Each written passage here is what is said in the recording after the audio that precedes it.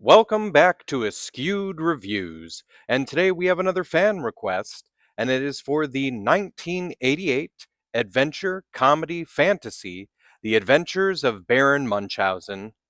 Here is your trivia question for today. Who was the only actor or actress in this film that was not paid for their performance? The answer will be at the end of this video. Our film starts off in an unnamed war-torn city, where apparently the Ottoman Empire run by the Sultan are trying to ransack the town. While war is raging on outside of the town, there is a theatrical performance of The Adventures of Baron Munchausen being performed on a local stage. All of a sudden, the show is stopped by an elderly man claiming to be the real Baron Munchausen, who then proceeds to continue the play as he explains the actual events as they occurred. And while that performance is going, the entire city begins to crumble and fall as the cannons are firing back and forth. A little girl named Sally Salt requests that the Baron please help save the day if he is in fact who he says he is.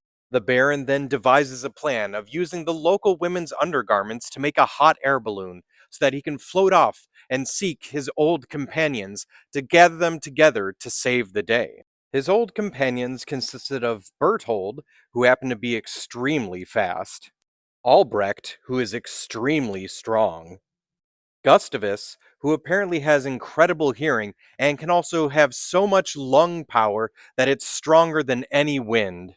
And finally, Adolphus, whose such keen eyesight can be used to shoot someone miles and miles away with his rifle. So to find these companions, the Baron travels to odd and distant lands, like the moon, where he has to deal with the king and queen of the moon. He travels down into a volcano to the land of the gods. His journey even brings him into the belly of a giant sea creature. And it appears as though every step on this journey brings him closer and closer to his youth.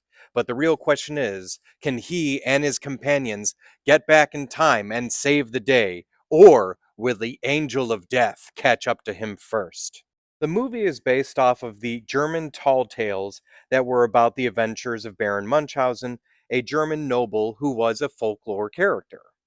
Now, another reason why the name also might sound familiar is there is a syndrome named after the character. Now, with this syndrome, it is when a person repeatedly seeks medical attention for falsified, exaggerated, or self inflicted physical symptoms. The reason why they named it after the character is because Baron Munchausen apparently always told tall tales about his adventures. Terry Gilliam was the director and one of the writers of this film.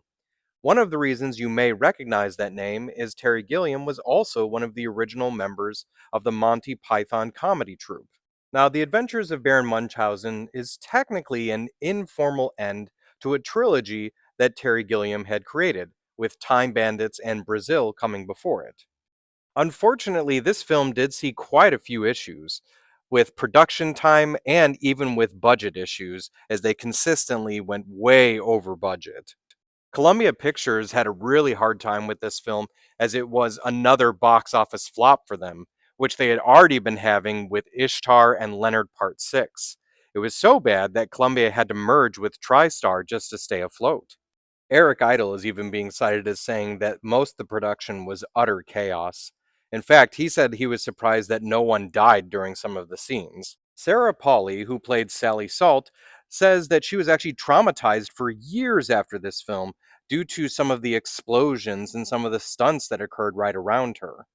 For the most part, John Neville was fine with the production. He hated the nose, though, as apparently he could barely eat or read due to the prosthetic. Neville was not actually the first choice for the character of Baron Munchausen.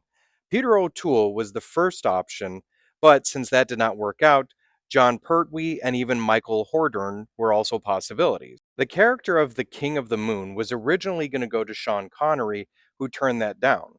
They then looked at the possibilities of Gene Wilder or Walter Matthau before landing on Robin Williams. Oliver Reed did a great job as Vulcan, but the role originally was going to go to Marlon Brando.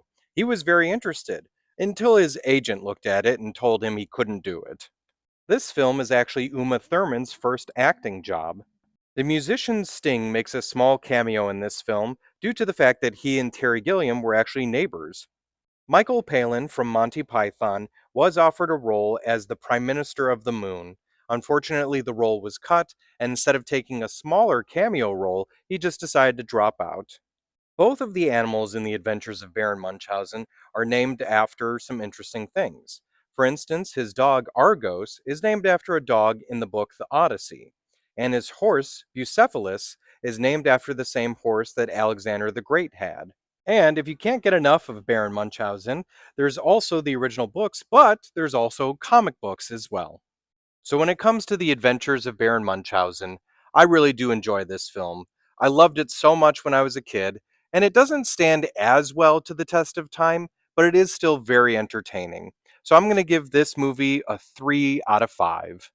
As for the trivia question from the beginning of the episode, who was the only actor or actress in this film that was not paid for their performance? It was actually Robin Williams. After not being able to get some of the actors they wanted for the role, they actually got to the point where they had no budget left.